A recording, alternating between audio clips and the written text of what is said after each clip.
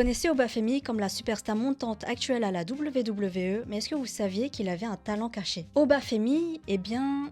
c'est un artiste et il dessine depuis son plus jeune âge. Ça a commencé dans son enfance au Nigeria lorsqu'il reproduisait les dessins de sa mère et très vite tout le monde lui prédisait une carrière d'artiste. Au début c'était une passion, puis au fur et à mesure c'est devenu une forme de pression. Tout le monde attendait de lui qu'il devienne un artiste alors que lui-même n'en avait pas forcément envie. Mais il a quand même continué à développer son art à l'université et en explorant notamment différentes techniques. Par exemple ici, il a travaillé sur des paysages très détaillés pour tester les textures et les ombres. Ici, il travaille sur des portraits déformés pour améliorer sa précision et il s'est aussi lancé dans des dessins très techniques comme par exemple sur ce dessin sur lequel on peut voir une manette dessinée entièrement avec des hachures. En 2015, 6 ans avant ses débuts à la WWE, sa mère publie un portrait qu'il a dessiné et vous l'avez reconnu, c'est un dessin de Bray Wyatt. Un portrait fait au stylo sur un simple cahier mais qui pourtant reflète la grande admiration qu'Obafemi avait pour Bray Wyatt. C'était une façon pour lui d'honorer cet homme qui avait une manière très singulière de raconter des histoires et de captiver le public. Là-dessus, on est tous d'accord. Et aujourd'hui, ce qui est fascinant avec Obafemi, c'est qu'il applique au catch ce qu'il a appris avec l'art, accepter l'imperfection et transformer les imprévus en opportunités. Et il a aussi une autre qualité qu'il a développée à travers son art et je finirai là-dessus. En 2020, il dessine cette œuvre. On y voit un vieil homme portant le Big Ben sur son dos. L'image, elle montre un corps qui se dégrade, une posture qui se plie sous le poids des années. Ce dessin, il représente en fait le temps qui finit par rattraper tout le monde. Bref, tout ça pour dire qu'Obafemi, âgé seulement que de 21 ans à l'époque, il avait déjà le sens du storytelling. Et c'est exactement ce regard-là, cette capacité à raconter des histoires et à captiver son public, qui laisse entrevoir un potentiel incroyable de ce qu'il pourrait nous proposer dans le ring, mais aussi en dehors dans les années à venir. C'était l'épisode 10 de Catchoscope, la série de vidéos dans laquelle je vous raconte les meilleures anecdotes autour des superstars de la WWE. Et si cette histoire vous a vraiment plu, je vous invite fortement à vous abonner parce que j'en ai encore plein d'autres en réserve.